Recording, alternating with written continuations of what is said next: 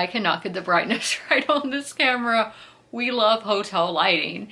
But I am here today to start the new reading vlog. I wish I didn't start these things in a bad mood every week, but that's Mondays. Just another manic Monday. I wish it were Tuesday. Go through the weekly TBR. We are focusing on my book club pick this week. We are going to be starting like 3 new reads today. Well, 2, because I don't have time to get into this one today.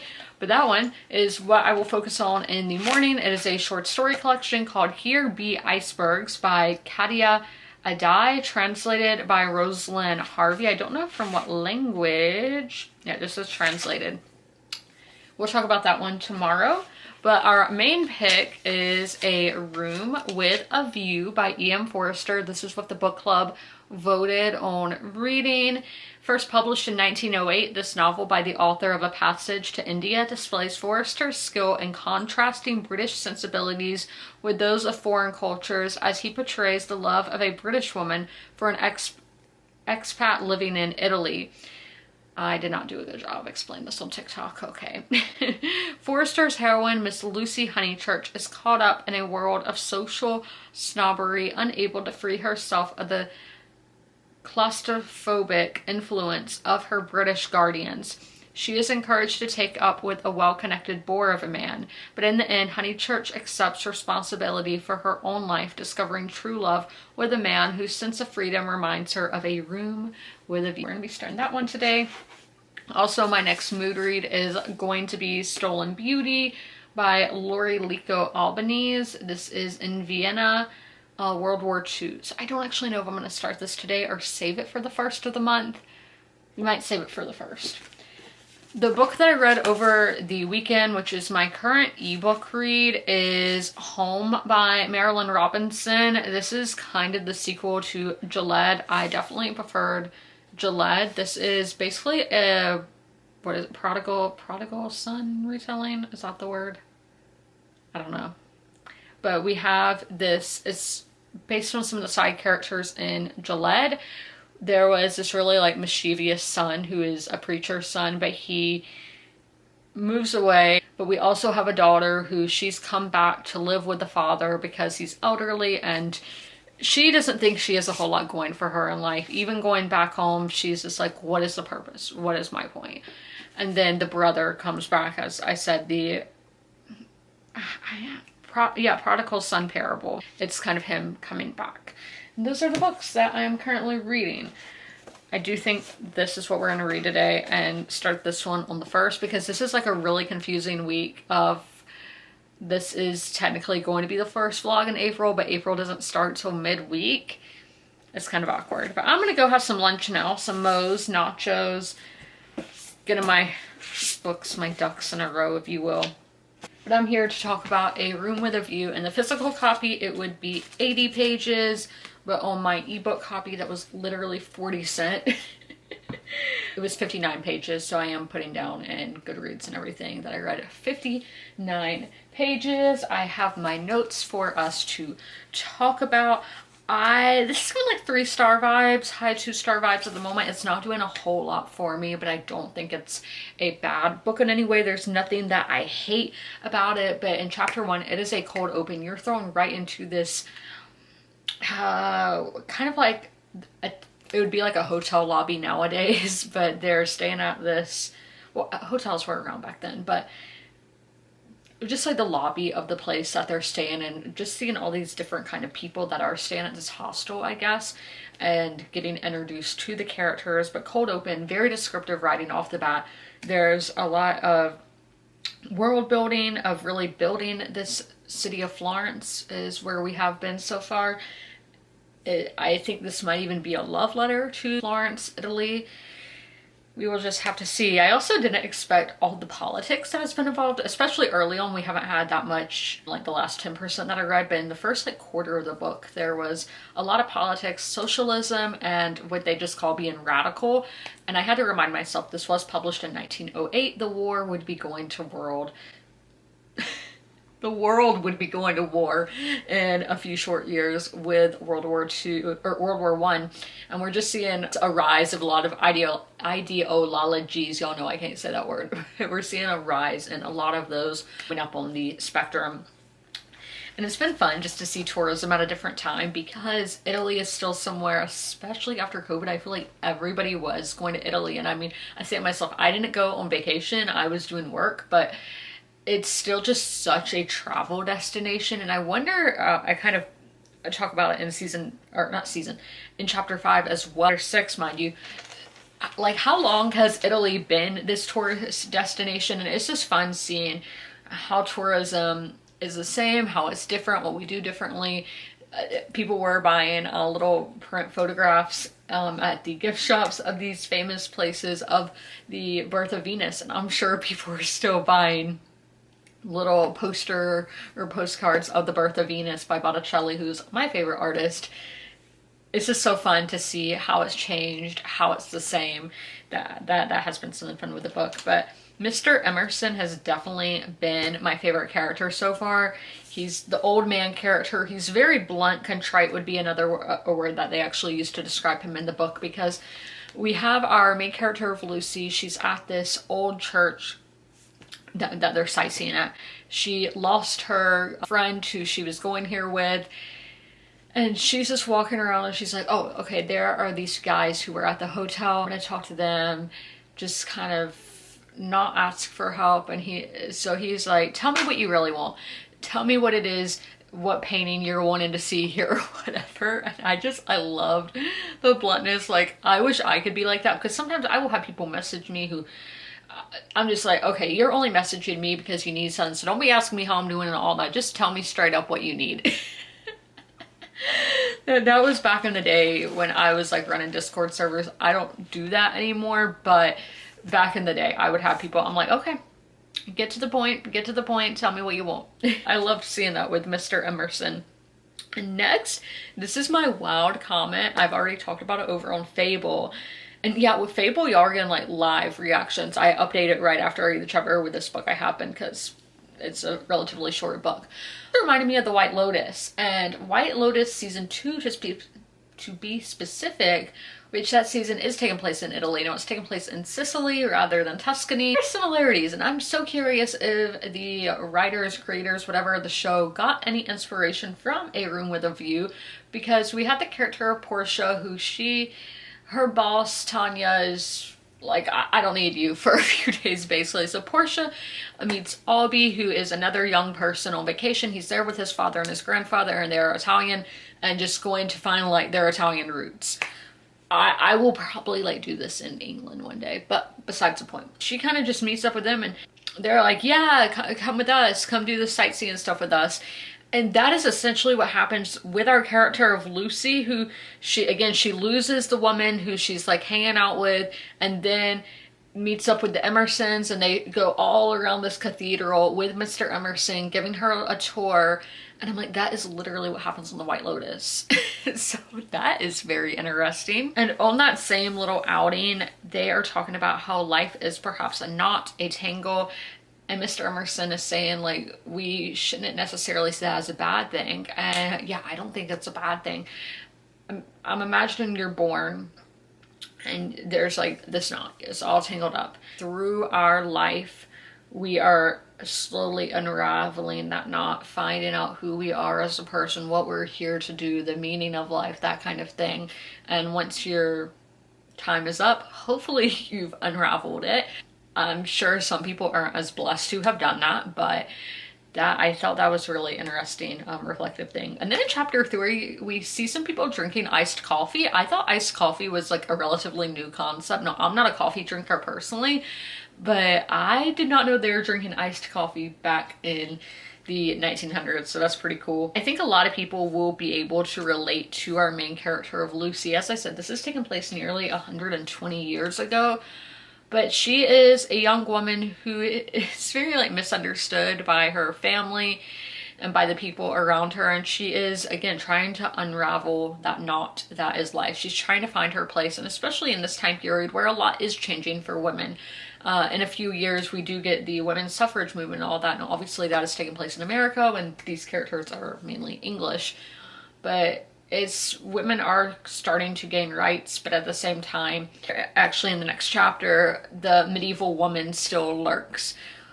As I was saying, women are gaining rights. We've had Queen Victoria in power just 5 years, or was a few years before we had Queen Victoria in power. There's only, because still, as I said, this is nearly 120 years ago, you still have those women who are thinking women are strictly supposed to be in the kitchen, that kind of mindset, and that is like the medieval woman mindset, that they're just supposed to inspire the men. They're not supposed to, as Daisy Jones said, the somebody. That they think they're just supposed to be the muse, not the somebody. Character of Lucy, like, she finds solace in music. She feels like she can express herself and playing the piano. And I think a lot of people will be able to find relatability in that. I think a lot of people, again, when they're reading a book from over 100 years ago, they're like, how am I going to relate to somebody who lived back then? But I do think there is relatability here in this chapter, or in this book. And the last one, another reflective piece here, is The Fighting the Spring. Lorenzo de Medici, love, had a quote about going to battle with May, and some people have translated it to going to battle with spring, and I can take that quite literally with the pollen right now, that I cannot read outside until those pollen levels go down, and like, it's 80 degrees, I want to be out there, but also I don't want to be all congested. But we're talking about, okay, yes, fighting the season itself, but we have a scene where, I'm not going to go into the context, but basically some PDA action, I guess, is happening, and they break it all up. Why do we treat the spring in a man, but I think you can say in youth, why do we treat that differently than the spring that is outside? Why do we battle it? Because, you know, spring is like a prosperous, beautiful time, but when we see it in the youth, why do we try to tone it down? I think spring is that youthful spirit, and I mean, young love, beautiful, that kind of stuff. So that is everything from A Room with a View for today. I'm surprised I filmed almost 10 minutes because, as I said, it's not doing a whole lot for me. But yeah, I would say after talking about all that, like, 3-star vibes, I do think this is good, but it hasn't done anything tremendous for me yet, but that means nothing. So I'm at 31% of the way into the book. We will just have to see where it all goes. Tuesday, I do have 2 pieces of book mail to show with y'all. First off, they were both printed, made in the USA, Orlando, Florida, the 24th of March, 2026. So knowing they were printed together, that's cute. It's so cute. Toy Story, it did it to me. But I do want to show y'all the 2 books I got since they didn't get here in time before I filmed my haul. I might have even bought them. Yeah, I bought them after I filmed that video, but I still want to show them nonetheless. The first one I have is The Rome Apartment by Carrie Fisher. Not that Carrie Fisher, but this one is also available on Kindle Unlimited. But this is one, if you saw a video at the start of the month, I went to a little free library, got a book, didn't realize it was the second book in a series. We really need to start putting the numbers of books in a series on the side. That would just be so helpful for people like me who go and get books secondhand and then end up spending money to get the first book in the series. This is a romance set in Rome, so of course I had to get that. The next one, so Emily Bledsoe Holloway, I have been loving her videos on TikTok because it's just so fascinating of their experience with the phenomena, which UFOs in a spiritual sense. I'm not gonna break all that down here because that would be way too long, and you can just go to her page and she explains it a lot better because she experienced it firsthand. But this is her dad's book, The UFO of God, The Extraordinary True Story of Chris Bledsoe, A Spiritual Journey, A Missing Time, Clouds of Fire, Healings, and Transformation. If you watched my vlog that I did on Leonardo da Vinci a few weeks ago, this painting was included. I had no idea when I bought the book. I didn't really pay attention to the cover. I just knew I wanted the book, and I bought it. I ordered it, and when I got here and I opened the package, y'all can see that short that I posted today on Tuesday. I was stunned because I talked about this in the vlog about how Jesus looks kind of feminine and then he's holding an orb, and when Leonardo painted this orb, he did not do it in a realistic way of how these orbs would typically look, and a lot of people have questioned that because that's so unlike Leonardo to do something like not as realistic as possible. And I compared it to the Bledsoe family's experiences with the lady and with orbs. Little did I know That painting is the cover of Chris Bledsoe's book. So crazy. This is just about his experience with the phenomena. Time for the reading update. I read 81 pages, getting me to 74% of the way into A Room with a View. Definitely am feeling a lot better about it than I did yesterday, but let's go through those notes. So my first note was in chapter 7, and that the plot feels very surface level, like I'm not connecting with it, where it just feels like not a whole lot is happening, that I'm not really caring. So the intrigue is not strong, is what I would say with that. We have part 2 of the book, and there we just, it turns into like a whole new book. Everything changes, and I wasn't expecting this change to be introduced to a handful more characters, new places. I wasn't expecting that. I thought the whole book would just be this little, the vacay. That's what I thought was going to be going on, but no, that is not the case. And we did have Leonardo da Vinci come up today. We have a character comparing Lucy to the women of Leonardo's paintings, because he's looking at her with like this landscape, an Italian landscape behind her. I wouldn't have known this if I didn't read Leonardo da Vinci by Walter Isaacson a few weeks ago, that is one of the things that Leonardo was known for, were his landscapes and just the geology and that he was putting into these paintings. You can look at the Mona Lisa and see the background, and even some more of his like religious paintings, seeing the backgrounds. It's very fascinating. And so that I wouldn't have made that connection in my mind of what E.M. Forster is trying to say if I hadn't read Leonardo da Vinci. That is just perfect timing of you read the books when you're meant to read them. And obviously maybe you might not enjoy it one time around, you can go reread it again. Like I've read books that I gave maybe a 4-star the first time I read, and I gave a 5-star the second time around. So I think there's this timing for everything, and everything happens for a reason. Cecil is one of the characters that we got introduced to today, and off the bat, he's a smart ass.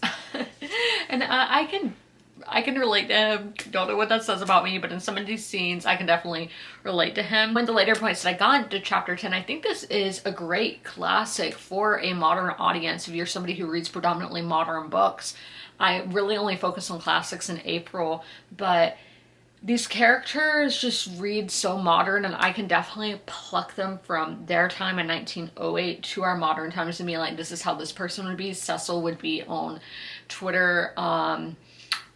He would be getting into fights on social media about politics. And it would just be very passionate.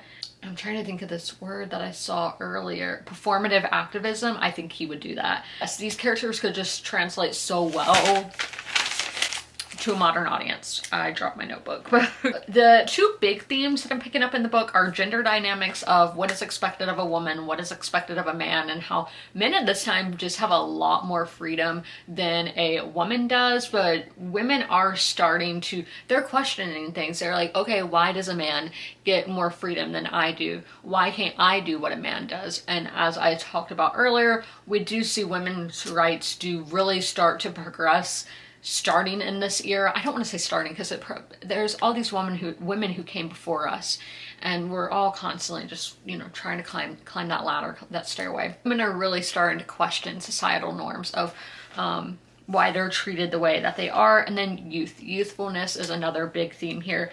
Gold would be the color that comes to mind, like this golden aura. If you're looking at a scene, just fields, bees, butterflies, you know, the English countryside kind of scene. That is what I'm imagining. Is this a countryside scene? The Melt With You song, I forget who that's by. It's on Stranger Things, but the scene that song is in really encapsulates the feeling I'm talking about. Now that's set in November in the 1980s in Indiana, when this is in the early 1900s in Europe. Very different settings, but I think that song, the vibe of that song really perfects that youth, teenagers, I don't know how old these characters are, but the young people, really encapsulates that time period of someone's life. Yeah, seeing the world really opens your eyes. I do not understand people who travel but are closed-minded. Like, I think about this a lot, where I honestly do not know how that works. I don't know. I don't know. I guess I don't know. We're not getting into that.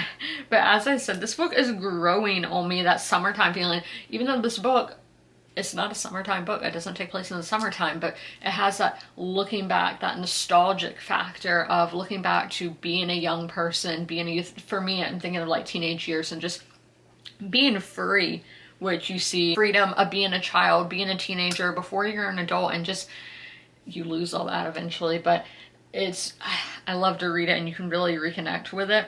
And also another book where it talks about ghosts, but ghosts are memories. That's been something that's been in my reading in 2026, and I think is a great comparison. I love that. Also, I have no idea if Ian Forster is a man or a woman. I think a woman, but I also remember there was a writer who was a gay man, and I don't know if that's Ian Forster. So it's gonna be really fun at the later in the vlog, because I don't know if I'm gonna finish the book tomorrow, but later in the vlog, me finding out who this author is, where they're from. I'm gonna say they're English, but I don't know. That's gonna be fun. So why I say I don't know if I'm gonna finish tomorrow. I don't think the 3 o'clock reading hour is going to happen. I have to take Delilah to the vet at 2:30 to get a rabies vaccine, and then another vaccine that I don't know how to pronounce, but she has to get 2 of those vaccines tomorrow. And I don't know if the appointment's at 2:30, but I feel like I always have to wait a while, so I don't think I'll be home in time to read at 3 o'clock. And then we are going to Barnes & Noble for my monthly trip there. Then I have to go to the grocery store after that. So I don't know. I don't think the 3 o'clock reading hour will happen, but we will read in the 6 o'clock, 6 to 7:30 reading sprint. Excuse me for all of that, but that is my reading update for the day in a room with a view. I am going to start Here Be Icebergs by Claudia Adai, I guess is how you say the name. We're gonna find out what it's about together. Okay, that just tells me about the author. Okay.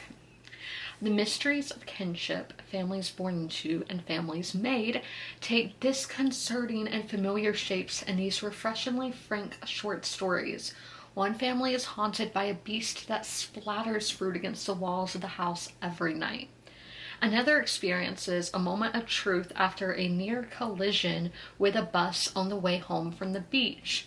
Mothers are detached, fathers are absent.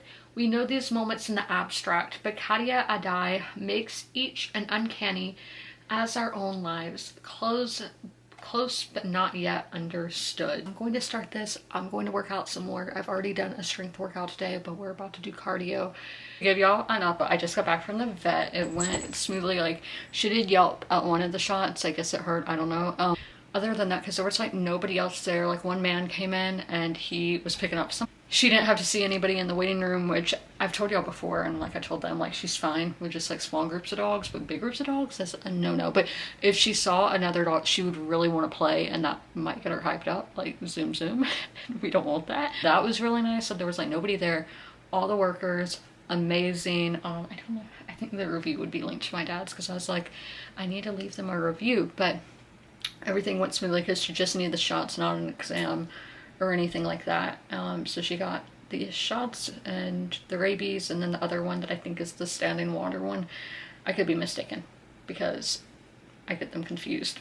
But she also got weighed, so she is 55 pounds. I thought she was 65 pounds, but I did the conversion wrong, so she's actually 55 pounds. So she is lighter by 10 pounds than I thought she was. But that is all for that. I will get into A Room with a View at 3. We have about 9 minutes to 3. I didn't think I'd get my reading hour in today, but I am. And then after I do that, after I read a little bit, I'm going to go over to Barnes & Noble. We're going to do some book shopping. I'm going to go to the grocery store after, and then be home to read the rest of the day. I know I have like 1 or 2 chapters left of A Room with a View, but we do have the Artemis 2 launch that is about to happen. I originally wasn't really gonna watch this. I didn't realize it was as historic as it is. It's just like the first time they're doing this in 50 years. And cool, they're going to like see the moon. So I am watching this, and then after the launch I will read. I should not be able to see the launch. If it was delayed, I could see it, but with how it is right now, T-minus 14 minutes and 10 seconds, I won't be able to see it. But I do have my window right here pointing to the south, so maybe, fingers crossed. I'm still gonna attempt to see it, but I am watching. I have finished the book and it is time to see what we are going to rate it. I did enjoy it a lot more than I thought I would, so that is always a pleasant surprise. We are going to start with the characters. Also, all my notes being on one page, we love that. Now the characters, I do think they are really relatable and that modern audiences are going to be able to find themselves in these characters, which I think is rare for a classic to do. And obviously, I don't want to say obviously, I don't know if the author was trying to write a classic, a timeless book. I don't know if that was the intention. Also, I still don't know about Ian Forster. Edward Morgan Forster was born in England in 1879. He died in 1970. Oh, he lived a long time. So it's not a woman. But I don't know if the author was trying to write a timeless story and that's why the characters feel so modern. I don't know if that's the case. But yes, they are extremely relatable. They all had their wants and desires. They all had defined traits. I just think the romance and the relationships are a bit surface level. So I do have to give the characters a 3-star. Let's go into atmosphere. My favorite part of the book. Let's get in a 5-star. The atmosphere was fantastic. A love letter to Florence, Italy. And it is a love story, even though I said that the relationships do feel surface level. I wish they could have been developed a little bit more.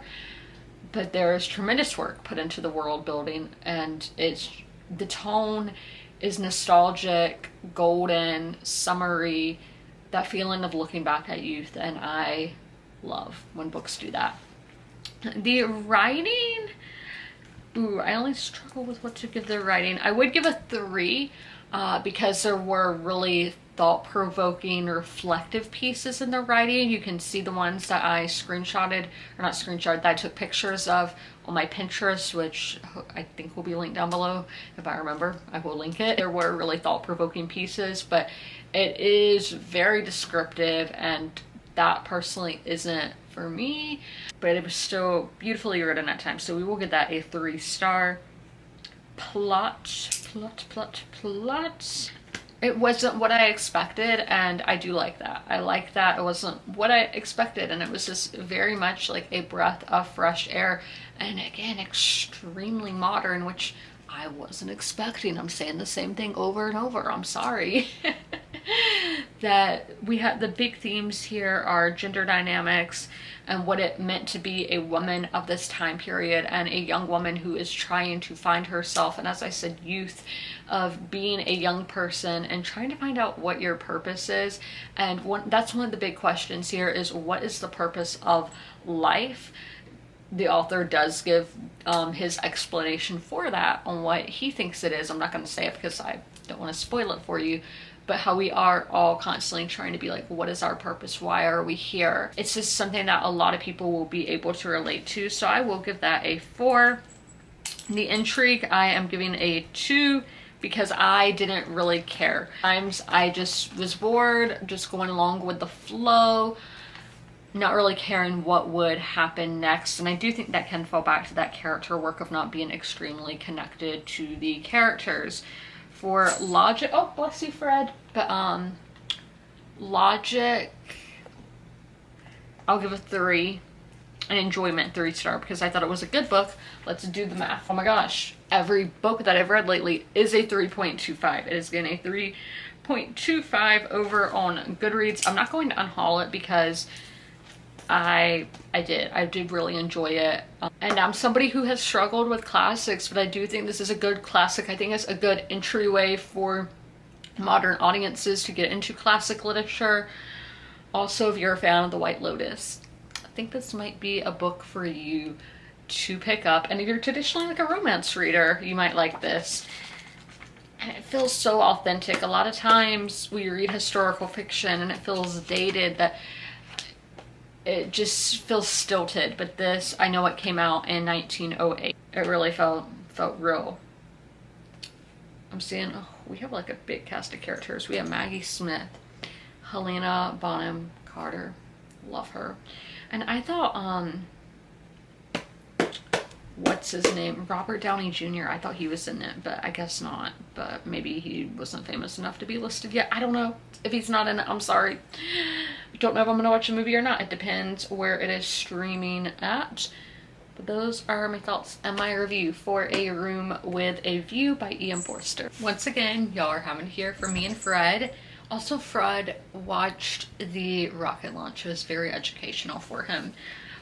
But we are starting a new mood read, a new audiobook listen, and that is Stolen Beauty by Lori Lico Albanese. We are going to see what this is about just by one paragraph. From the dazzling glitter of fin de siècle, Vienna, to the devastation of World War II and beyond, Stolen Beauty brings to life the true story behind the creation and near destruction of Gustav Klimt's most remarkable paintings. I love art history. I love art and I love history. Therefore, I must love art history. And I love books about art because books are art. So to see two art forms come together. And are we including audiobooks art as well? Because we're really going to be mixing all that together. I've had this book a while. I think I got it on Book Outlet years ago. And we are finally getting around to it. Yes, it is another World War II historical book. And I started wondering, why was there such a huge influx of World War II historical fiction in the last, I don't know how many years? Is it to prepare us for World War III? That's a joke. We can always learn from history. If it's for World War III, I don't know, but there's always something to learn, and I can appreciate that. So I'm going to be starting Stolen Beauty, following along with the audio. 35% in Here Be Icebergs, so I want to talk about the first two stories that I read. Also, I know a lot of people do the Read Around the World challenge. This author is from Peru, so this would be a choice for Peru if you are doing that challenge. Peru is always my favorite South American country. When we did a project in Spanish class, it was the country I chose, so. This writing style is very unique. In our first story, we have our character, and she is basically telling all of her memories from the current day all the way to her first ever memory. This writing style does take a little while to get used to, and even today, in the other story I read, it's like my sister said, and then like the semicolons, or is it colons? I don't remember, but I think it's colons. And then the words, it's just a very different than anything else I've ever read, just in the way that the story is or stories are told. And this is showing how complex, in the first story, how complex family relationships are and how those relationships ebb and flow. Because if you know somebody a long time, if you've known somebody your whole life, things aren't always going to be perfect. That's just how it works. So in that one, we are just seeing all the complexities of that relationship. And I think that iceberg is a perfect picture, because you can be like, your mother's detached, your father's absent. That's just the iceberg. Then you can look in deeper and see why things are the way that they are, why those relationships are the way that they are. And then in today's story, it is the nephew's first trip to the beach and how things go awry. They don't go as planned. They don't go well. And yeah, those hot days where just nothing goes right are awful. And in that one, there was a great point that I've never thought of. Our main character is saying that, comparing that, if you look at pictures of her sister and then the sister's son, so the nephew, if you look at the pictures of the two of them, they look just alike. But so the son is about to turn a year old, and that's why they go to the beach, because they're like, he can't turn a year old without ever seeing the ocean before. But with those pictures and seeing the nephew, our main character is like, I'm seeing my sister in a way that I've never seen her before, because she was 3 years old when I was born, so I've only known her as being 3 and up. She never knew her sister as an infant, and now she's seeing her nephew, and she's like, this is what my sister would have looked like as an infant, and I never thought about that before, so I thought that was kind of cool. But yeah, this is good so far. 3-star vibes, not loving it or anything, but I do think this is good, and if any of that sounds like something you would like, be my guest to try it. I have 10 more stories in here, so I will most definitely still be reading this in next week's vlog. We are about to start the next book of the vlog. Yeah, I have vlogged today, but this is Good Talk in Memoir and Conversations by Mira Jacob. It was the New York Times Book Review 100 Notable Books of 2019 included in that list. And we have had popular authors and magazines and whatnot. Jacqueline Woodson and Celeste Ning are the authors I'm seeing, and then like New York Times, Time, Esquire, Publishers Weekly, Library Journal. Such big names. But let's see what it is about. A bold, wry, and intimate graphic memoir about American identity, interracial families, and the realities that divide us, because there's quite a lot of division in the times we live in, so let's read about it.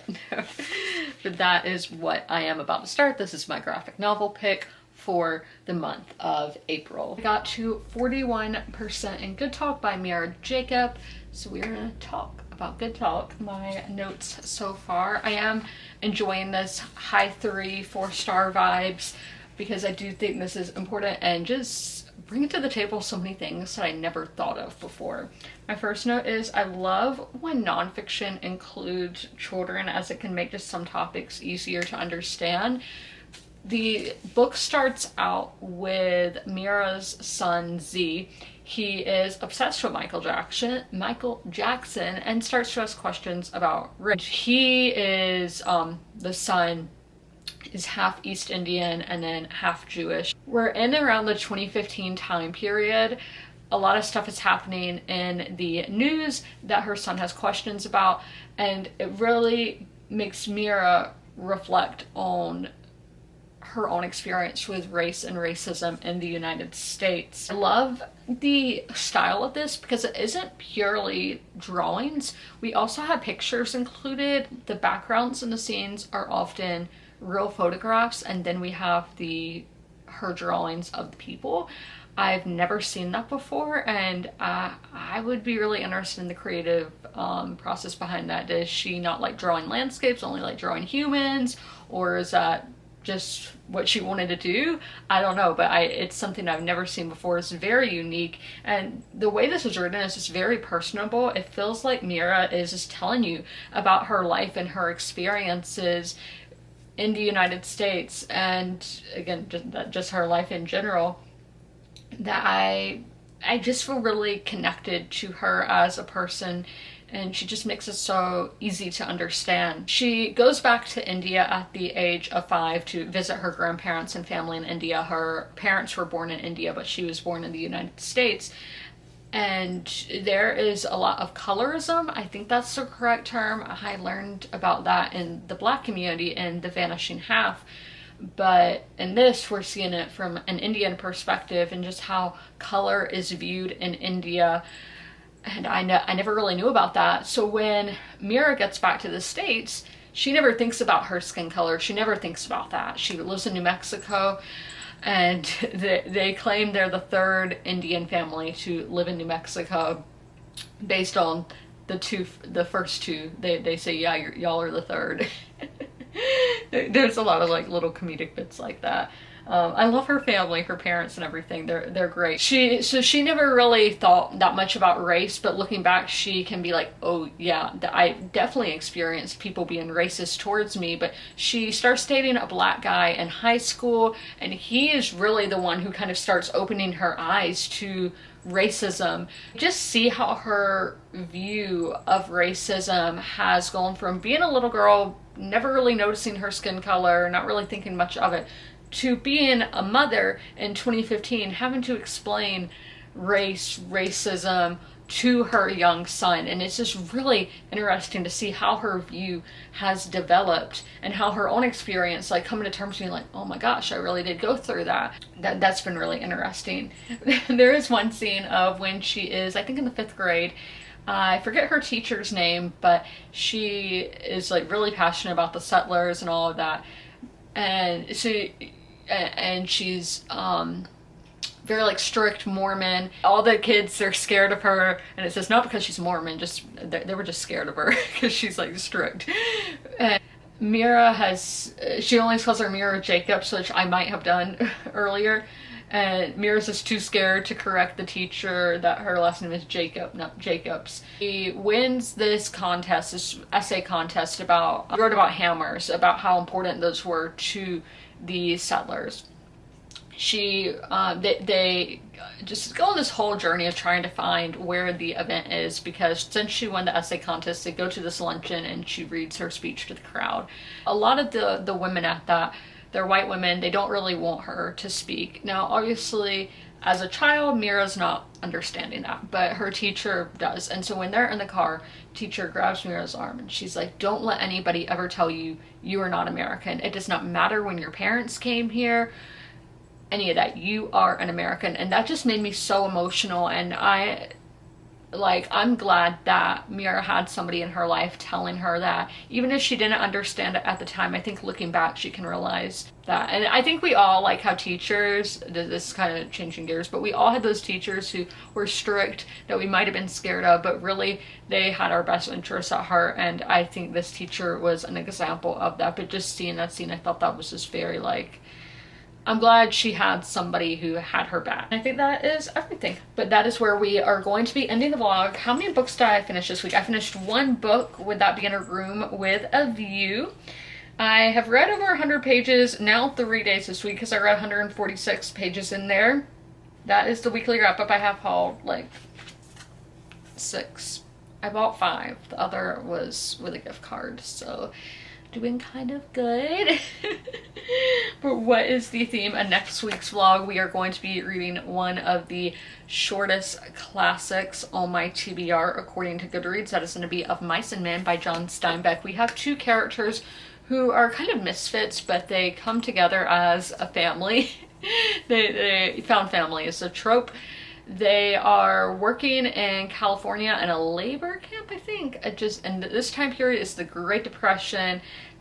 They're really alienated and just, yeah, as I said, find family in one another as 2 outcasts coming together. We love that. So that is what we're going to be reading in next week's vlog. But if you guys made it through this whole video, leave a rain, any kind of rain emoji in the comments below. I hope y'all have a happy Easter if you do celebrate. And as always, comment, rate, and subscribe. And don't forget to ring that notification bell to be notified when all my videos go live. I'll see you in my next one. Bye.